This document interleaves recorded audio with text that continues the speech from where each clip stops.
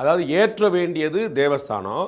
ஆனால் அந்த ஸ்ட்ரக்சருக்குள்ளே நீ எந்த விஷயத்தை செய்கிறதா இருந்தாலும் அவங்கள்ட்ட வாங்கிக்கணும். இதுதான் ஏஎஸ்ஐயோட ரூல். நம்ம வந்து பல கோயில்கள் இருக்குது. நம்ம மாமல்லபுரத்தில் இருக்கக்கூடிய ஸ்தலசேன பெருமாள் உட்பட பல கோயில்கள் வந்து இருக்குது. நம்ம கங்கை கொண்ட சோழபுரம், ராஜராஜேஸ்வரம், நம்ம தஞ்சாவூர் பிரகதீஸ்வரர், பல கோயில்கள் வந்து ஏஎஸ்ஐ கண்ட்ரோல் இருக்குது. அங்கே நீங்கள் எல்லாமே ரெகுலராக பண்ணிக்கலாம். வழக்கத்துக்கு மாறாக புதுசாக ஒன்று பண்ணணும்னா அது ஏஎஸ்ஐட்ட கேட்கணும். புதுப்பிப்பது உட்பட எல்லாமே இப்போ 150 வருஷமாக இது பண்ணல அப்படிங்கிறனால அவங்கள்ட்ட ஒரு வார்த்தை சொல்லிக்கங்க, அவங்கள்ட்ட இன்ஃபார்ம் பண்ணுங்க, கன்சல்டேஷன் கூட அவங்களுக்கு தகவல் சொல்லணும்.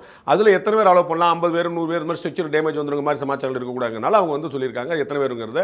அதை ஏஎஸ்ஐ வந்து துணை நிற்கணும், அதை வந்து கலெக்டர் மேற்பார்வையிடணும், காவல்துறை, இது எல்லாமே தீபம் ஏற்றுவதற்கு துணை நிற்பதற்காக.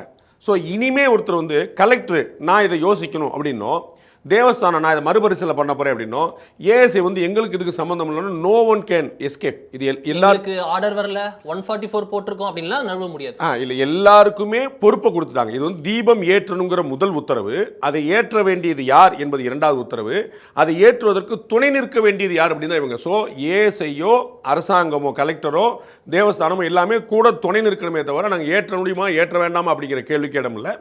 கார்த்திகை தீபத்தில் ஏற்றணும், அது கார்த்திகை தீபத்தில் மட்டுமே ஏற்றுறாங்களா, தொடர்ந்து ஏற்றுறாங்களா, வெள்ளிக்கிழமை செவ்வாய்க்கிழமை ஏற்றுறாங்களாங்கிற போக பார்க்க வேண்டிய விஷயம். தீபம் ஏற்றுங்கிற உண்மையாக இருக்குது. அரசாங்கம் நான் ஏற்கனவே சொன்னது போல் ஒரு பெரும் பின்னடை சந்திச்சிருக்கு. நோ டவுட் இட் இஸ் அரசாங்கத்துக்கு கூட்டு தான், தமிழக அரசுக்கு திமுக அரசுக்கு கூட்டு தான்.